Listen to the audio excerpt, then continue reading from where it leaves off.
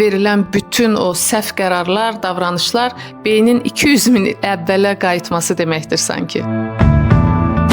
Stres zamanı insan özünü niyə axmaq kimi aparır? Niyə sonradan peşman olur və kaş ki bunu etməsəydim, niyə o anda mən danışa bilmədim, niyə o anda bu hərəkət edə bilmədim deyir. Çünki stres keçirən zaman insanın beynin ön prefrontal korteks adlandırdığımız bölgəsi, hansı ki düzgün qərar verməyə, analiz etməyə, məntiqli davranışlara cavabdehdir. Bu bölgə fəaliyyətini dayandırır. Amigdala adlanan bölgə isə sadəcə soruşur: mən qaçım, vurum, döyüm, donum, nə edim? Və bu stres halında ikən insan əlbəttə normadır ki, doğru qərarlar verməsin. Bu insanlar başqa vaxt məntiqli insanlar olmasına baxmayaraq həmin anda başqa birini vura bilir, döyə bilir, kəsə bilir və yaxud ağla sığmaz başqa məntiqsiz hərəkətlər edir, qışqırır. Saymaqla bitməz əslində bütün bunları. Ona görə beyin uzun müddət stres halında əgər yaşayırsa, bu insanların beyni də illər əvvələ qayıtmağa başlayır və ibtidailəşir və bu insanlar nə danışıqlarında, nə davranışlarında artıq məntiqli, yaşına uyğun bir şəkildə özlərini sərgiləyə bilmirlər. Ona görə stresi idarə edə bilməyən insan